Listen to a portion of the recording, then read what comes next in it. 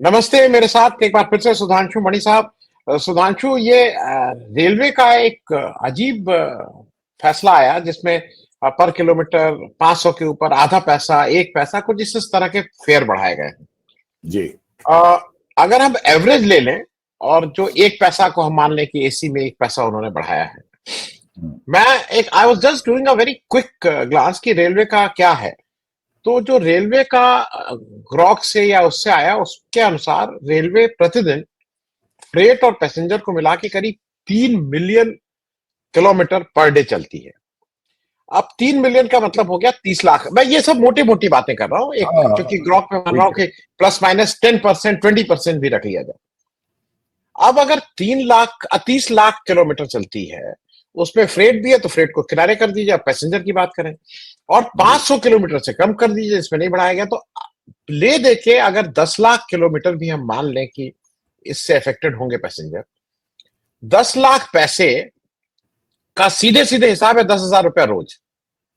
और हाँ, 10,000 रुपया रोज 3 लाख रुपया महीना, और 3 लाख रुपया महीना साल का 36 लाख। मेरे हिसाब से इन जितने लोगों ने मिलके पॉलिसी बनाई होगी, उनकी एक महीने की तनख्वाह 36 लाख नहीं, कम से कम 3.5 करोड़ रुपया होगी। जितने लोग, मतलब चेयरमैन रेलवे बोर्ड, मंत्री जी से लेकर नीचे की हायरकी तक, ये क्या करना चाहे, व्हाट दे वांट टू से। क्योंकि नीट आपको, मैं इसको समझ नहीं आया। पहला तो रिएक्शन ये ले लूं कि रेलवे ये 30-35 लाख रुपए एक्स्ट्रा कमा के उसको वो करना क्या चाहती है, मतलब कहना हाँ। क्या चाहते हो, करना क्या चाहते हो? सुधांशु, जरा जी। इस पे समझा दीजिए जी। मुझे।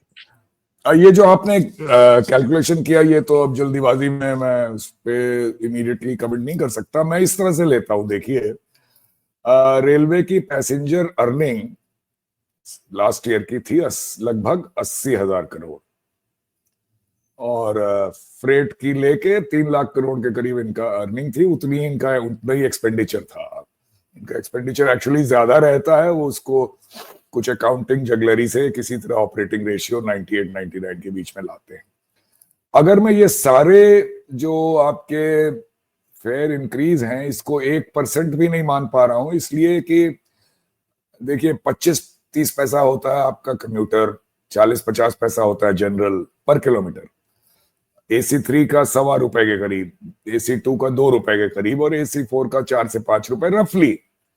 और इस पे अगर 1 पैसा लीजिए तो आपका कैलकुलेशन, ठीक है, इतना कम तो नहीं आएगा, लेकिन मेरे हिसाब से ये 500 करोड़ से भी कम आएगा, 80,000 करोड़ के ऊपर। यानी कि 1% भी नहीं बढ़ा रहे हैं आप। 1% बढ़ाते तो 800 करोड़ मिलता। तो ये तो पॉलिटिकली भी मुझे समझ में नहीं आया कि आप देखिए, आप चाहे 1 पैसा बढ़ाएं, चाहे 10 पैसा बढ़ाएं, थोड़े ब्रिकबैक्स तो आपको मिल रही हैं कि आपने किराया बढ़ाया। तो जब आप ब्रिकबैक्स ले ही रहे थे, तो ये जो आप इस ये मेरी समझ के बाहर है। तो मुझे नहीं समझ में आया कि इससे क्या करना चाह रहे हैं आप। ना आप इधर के रहे ना उधर के रहे, इससे कुछ फर्क भी नहीं पड़ने वाला इतने छोटे इंक्रीज से।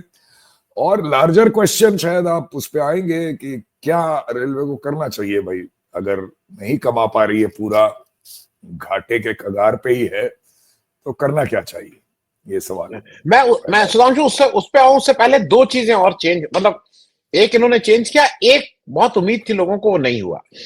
अ, एक चेंज ये हुआ कि जो चार्ट है वो 4 घंटे की जगह अब 8 घंटा पहले हो जाएगा। वो मेरे ख्याल में एक ठीक कदम है, क्योंकि लोगों को पहले पता लग जाए कि हमारा हुआ कि नहीं हुआ। और वो 2 बजे, जो नेक्स्ट डे 2 बजे से पहले ट्रेन जाती है, उसका एक दिन पहले, वो मेरे ख्याल में it is a welcome step.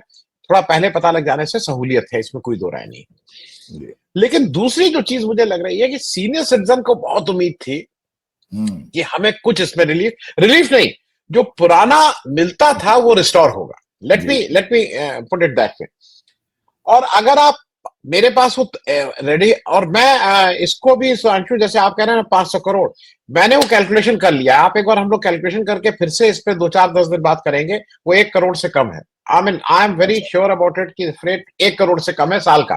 लोगों की तनख्वाहें जो लोग इसको बनाए हैं उससे ज्यादा होगी। कोई पूछे कि तुम ये काम कर क्यों रहे थे, मतलब ये वही है कि मुझे याद है मैं जब नौकरी कर, कि मेम साहब का पर्स लेने अगर वो भेजी जाती थी कार, कि कि मेम साहब का पर्स छूट गया है, तो कार जाती थी 500 रुपए का डीजल खर्च करने क्योंकि मेम साहब का पर्स छूट गया, ये कुछ उसी तरह का है। सीनियर सिटीजन वाला भी मामला मैं इसलिए कह रहा हूं कि टोटल उसका मैं बिना जाने, क्योंकि वो जो सीनियर सिटीजन 60 साल के ऊपर है, वो देश की आबादी के इस समय 2-2.5%, 3% लोग रह गए हैं, और उसमें सब तो चलते नहीं है। मतलब मुझे ये लगता है कि वो अगर आपको आपको कहीं कुछ एक पोल पैक्ट इम्पैक्ट करना था, लोगों के बीच जाना था, तो वो एक बेटर था। लेकिन अब लार्जर क्वेश्चन पे आते हैं कि रेलवे का अंतोगत्वा इस सरकार को लगता क्या है कि रेलवे सिंचाई विभाग की तरह का कोई विभाग बन जाए जहां पे केवल पैसा उगाही का काम हो। Irrigation department is infamous in state government कि वहां पे केवल पैसा उगाही होता है। उसी तरह से रेलवे में आम आदमी के लिए अब चलना मुश्किल हो गया है। मैं इसको इसलिए बोल रहा हूं कि मैं एक क्वेश्चन और कर लूं इसी के साथ। आप जहाज में आप देखते होंगे कि बहुत से लोग चल रहे हैं ऐसे जो नॉर्मली जहाज में आपको लगता है कि चलने वाले नहीं है, और उसका कारण यह है कि रेलवे वो न सर्विस दे पा रही है, और रेलवे के किराए जो भी इतने हो गए हैं कि आदमी को लगता है कि 1000 रुपए और देके मेरा 10 घंटा बच रहा है तो मैं क्यों ना उससे चला जाऊं। मैं इन दोनों चीजों पे, रेलवे वर्सेस एयर, और आम आदमी की तो पहुंच से बाहर रेलवे हो गई। आम आदमी कैसे चले, क्या करे, या इस देश में अब आम आदमी के लिए प्लानिंग करना या उसको उसको अपने विमर्श में रखने का जमाना चला गया। सुधांशु जी, तो पहले सीनियर सिटीजन वाली बात आपकी एकदम सही है। पहले एक चीज आपने दे रखी थी, और सब हर देश में होता है ये, आप कुछ प्राइवेट एयरलाइन भी देती है यहाँ तक की, तो आपने उसको विड्रॉ किया कोविड के टाइम में, आपकी अर्निंग कम हो गई थी। कितनी बार बात उठ रही है, आप उसको पूरा रेस्टोर नहीं कर रहे हो। ये मेरी समझ में नहीं आता, क्योंकि ये कोई मतलब ये चीज नहीं है जिसपे आर्ग्यू किया जाए। ये आपको देना है, ये नॉर्म है। नहीं देने का मतलब आप इससे ही कितना कमा ले रहे हो ये कैलकुलेशन किया जा सकता है, लेकिन उसका कोई मतलब नहीं है। अब मैं तो यही मानूंगा कि ये मानते हैं शायद कि सीनियर सिटीजन उस एज में पहुंच जाते हैं जहां पे उनकी पॉलिटिकल लीनिंग चेंज नहीं होती है, तो इनको दो या ना दो, ये वोट तो इनका जिसका मिलना है मिलता रहेगा। इसके अलावा मुझे और कोई रीजन समझ में नहीं आता। तो ये तो हो गई सीनियर सिटीजन वाली बात। और दूसरा लार्जर क्वेश्चन कि ये रेलवे का क्या होना चाहिए। देखिए, सबसे बड़ी इन जितने रेल मंत्री आए हैं ममता बनर्जी के बाद से, और इस सरकार के सारे, इन सबका प्रॉब्लम हो गया है, लोगों को अच्छा नहीं लगेगा सुनने में, सारा प्रॉब्लम है लालू प्रसाद यादव। लालू प्रसाद यादव जी ने जो भी किया हो उसमें हम लोग नहीं जाएंगे। मेरे हिसाब से लो हैंगिंग फ्रूट थे जो बहुत एक्सप्लॉइट नहीं हो रहे थे, उन्होंने एक्सप्लॉइट किए। इंटरफियर नहीं किया, एक काबिल अपना असिस्टेंट अफसर लगाया जो रेलवे के बाबूडम को जिसने टाइट किया, और उन्होंने फ्रेट अर्निंग बेतहाशा बढ़ा दी। और जब बेतहाशा फ्रेट अर्निंग बढ़ा दी तो उन्होंने कहा कि अब पैसेंजर फेयर मैं कभी नहीं बढ़ाऊंगा। तो हर मंत्री उसके बाद से फ्रेट अर्निंग तो नहीं बढ़ा पाता है, लेकिन वो पैसेंजर फेयर को छूने का साहस नहीं कर पाता है। करना क्या चाहिए? मैं क्लास बाय क्लास चलूं अगर, तो हम ये मान के चल रहे हैं कि आप पैसेंजर में बहुत ज्यादा फेयर नहीं बढ़ा सकते। कॉमन मैन के ट्रैवल पे बाद में आएंगे, आपने वो सवाल उठाया है।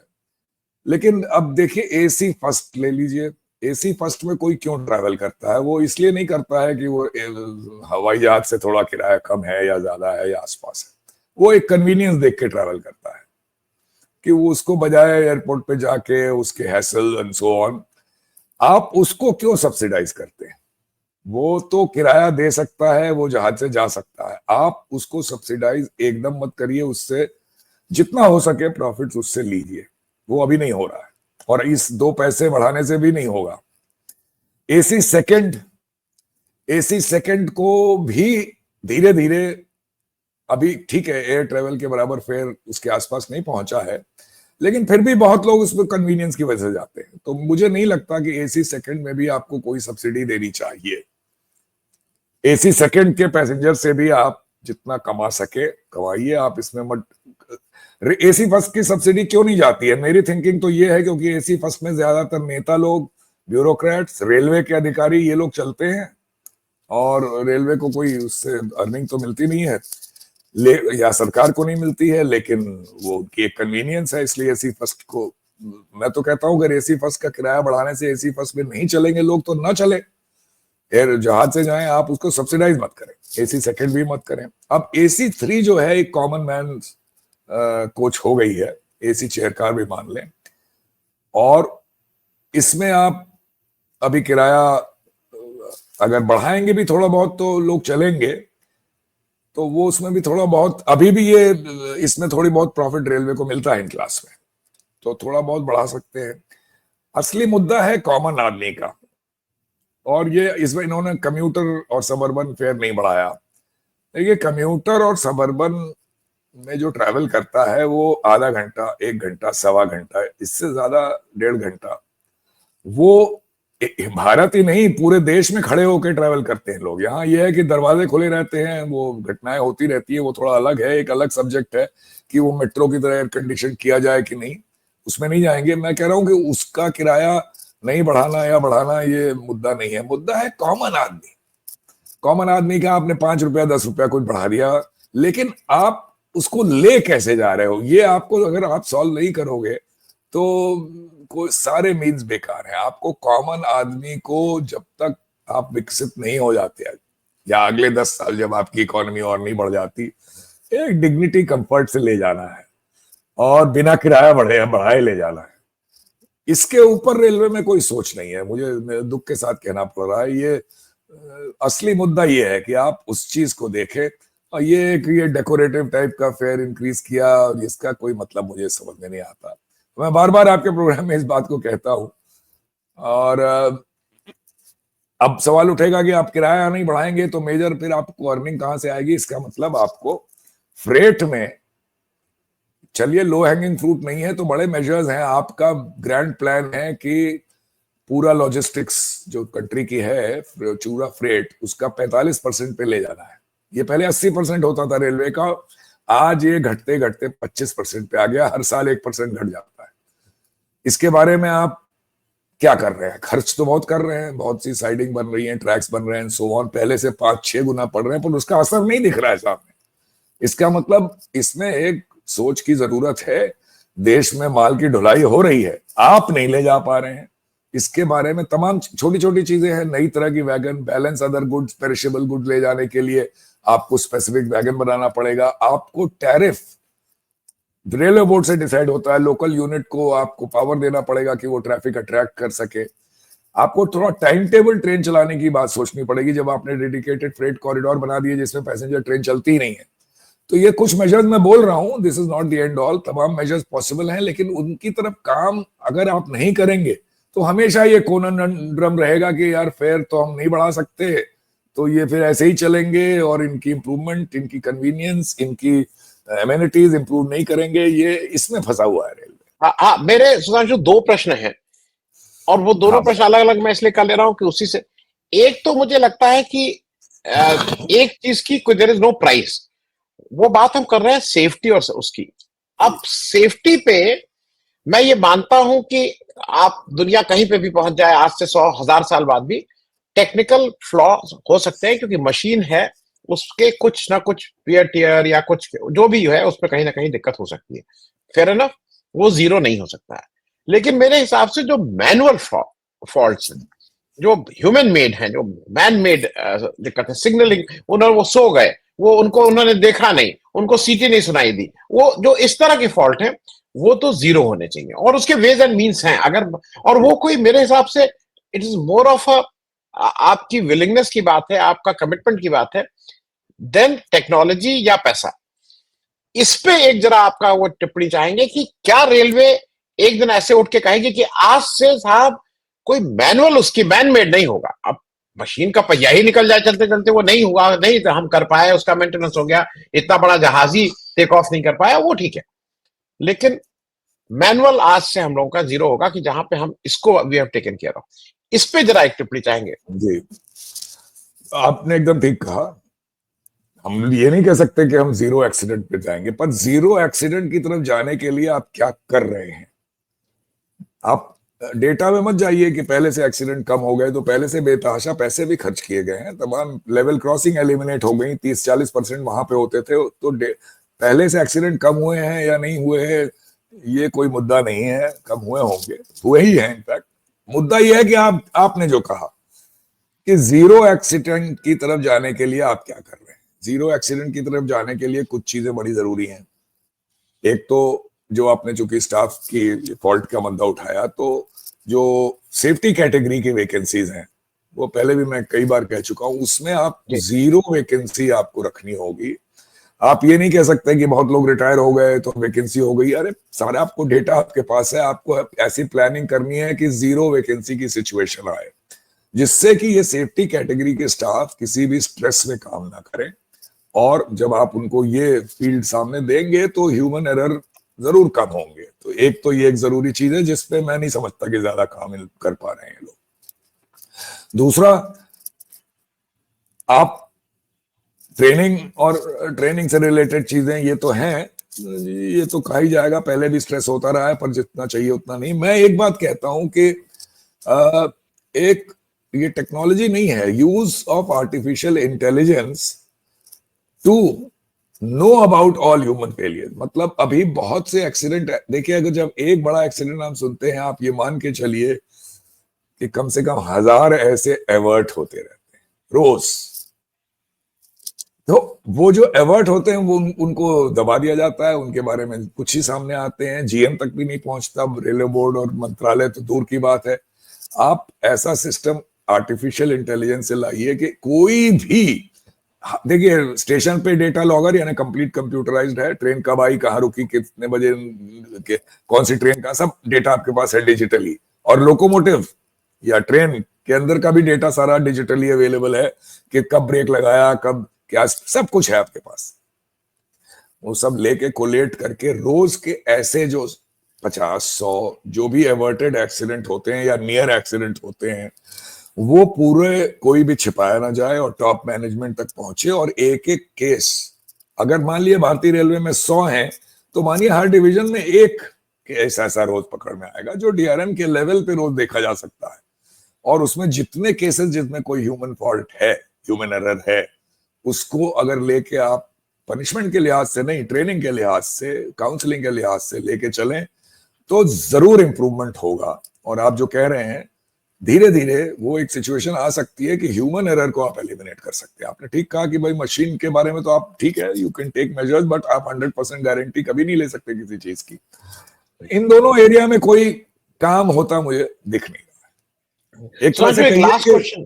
जी जी जी, नहीं, मैं ये कह रहा था कि क्योंकि इतना पैसा लगाया गया है ट्रैक में, लेवल क्रॉसिंग हट गई, तो डेटा आपको दिख रहा है कि इस एक्सीडेंट कम हो रहे हैं, तो हम मंत्रालय उसी में खुश है। अब वो खुश होने की बात नहीं है, जो आपने कहा कि कैसे हम इसको जीरो की तरफ ले जाएं, इस पे काम होना चाहिए।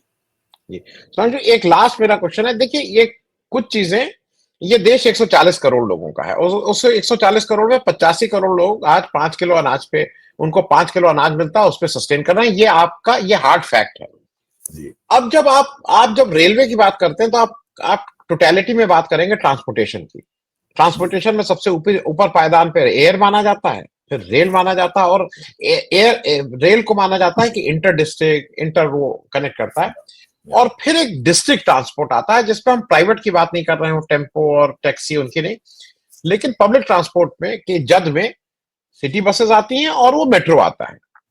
तो कभी कभी मुझे लगता है कि it is high time that किसी को एक टोटल व्यू लेना होगा कि ये जो मेट्रो है हमारा, विस पब्लिक ट्रांसपोर्ट जो सिटी बसेस हैं, उसके बीच का सामंजस्य अलग है, क्योंकि वो अलग अलग तरफ लोग भाग रहे हैं। और रेलवे वाले अपना मेट्रो बना के वो अपना मेट्रो में लगे हुए हैं, सिटी बस वाले यहाँ स्टेट गवर्नमेंट है उसका सिटी, उससे कोई मतलब। और करीब करीब हमने और आपने देखा है, हम सब लोग अपने स्कूल डेज में we were coming from a very, मतलब एज कंपेयर टू हम हायर मिडिल क्लास या मिडिल क्लास से आते थे, हम बस में आराम से चलते थे। आज की तारीख में आप सोच ही नहीं सकते कि बस में चलें। पब्लिक ट्रांसपोर्ट का करीब करीब कोलैप्स हो गया है, और मेट्रो पे इतना जोर है जो कि लॉस मेकिंग है। मैं इस पे एक, मतलब ये कहीं प्लानिंग की दिक्कत है। बहुत बहुत सही पॉइंट आपने कहा, और हम दूर नहीं जाएंगे। मुझे लगता है आपके बहुत से दर्शक लखनऊ में ही होंगे, हम लखनऊ की बात कर लें। तो हम लोग कॉलविन में पढ़ते थे, गेट से निकले 2 नंबर बस और 16 नंबर बस मिलती थी, हजरतगंज जाना हो या आगे जाना हो उससे जाते थे बड़े आराम से। आज चार बाग जाना है, 4 बाग, आज आप निकले तो आपको बस मिलेगी ही नहीं, ये हाल कर रखा है हम लोगों ने। आज मतलब 50 साल बाद इक्का दुक्का सिटी बस चलती दिखती है इस शहर में, जबकि हजारों करोड़ रुपया आपने मेट्रो में लगा दिया। तो बहुत बड़ा प्लानिंग का फेलियर है, आपने इतना पैसा मेट्रो पे लगा दिया। वो कम से कम मेट्रो फुल जानी चाहिए, खड़े होके लोग जाने चाहिए, मेट्रो का मतलब ही वही है। लेकिन अब मेट्रो स्टेशन पे कोई लास्ट माइल फर्स्ट माइल का इंतजाम ही नहीं है, वो बस तो दूर, वो ले दे के वही ई रिक्शा और यही सब लेने की बात होती है। तो ये कोई इतनी रॉकेट साइंस तो थी नहीं। तो आपने जो बहुत सही कहा, ये एक कॉम्पोजिट कंप्लीट टाउन प्लानिंग जिसमें सारे मोड्स का मिलके कुछ काम हो, चाहे वो स्टेट गवर्नमेंट के अंडर में हो, जैसे अभी मेट्रो तो स्टेट गवर्नमेंट के ही अंडर में है, फंडिंग सेंट्रल की है और ट्रांसपोर्ट भी, लेकिन फिर भी नहीं हो पाया है। और जहाँ पे सेंट्रल गवर्नमेंट भी इन्वॉल्व हो जाए वहां तो और नहीं होता है। तो ये बहुत बड़ा आपने मुद्दा उठाया है, इस पे बहुत ही कम काम हुआ है, सिर्फ बेतहाशा रुपए पैसे खर्च कर दिए जाते हैं और व्हाइट एलिफेंट खड़े हो जाते हैं। लेकिन ये कोई रॉकेट साइंस नहीं है जैसा हम आप समझ रहे हैं। अगर ये 50 साल पहले हम आप बस में चल सकते थे तो हम आज भी अगर मिले तो चलने को तैयार हैं, लेकिन कोई अवेलेबिलिटी ही नहीं है। और मैं अंत इसी से करूंगा, जब मैं तो बहुत विदेश नहीं गया हूं, आप तो विदेश ज्यादा रहे हैं, लेकिन विदेश जाइए तो वहां पे बस कैसे 5:07 पे अगर है तो 5:07 पे आती है। और फिर मैंने कहा पॉपुलेशन उन देशों की भी बढ़ी है, ऐसा नहीं कि पॉपुलेशन सिर्फ हमारे यहाँ बढ़ी है। अगर हमारे यहाँ 10 से 8 100 हुए हैं तो उनके यहाँ भी 1 से 10 हुए हैं, तो उनकी वो समस्याएं कॉमन है। लेकिन अगर वो अपने पब्लिक ट्रांसपोर्ट को इतना बढ़िया किए हुए हैं, आप किसी दुनिया के किसी देश में चले जाइए, दुनिया का किसी देश, हमें छोड़ के शायद सब जगह पब्लिक ट्रांसपोर्ट के ऊपर एक जोर है, और वहां पे अच्छे खासे लोग इसीलिए उस पे चलते हैं। Thank you so much Sudhanshu, इस पे चर्चा तो जारी रहेगी। थैंक्स सो मच फॉर, बहुत बहुत धन्यवाद। Thank you.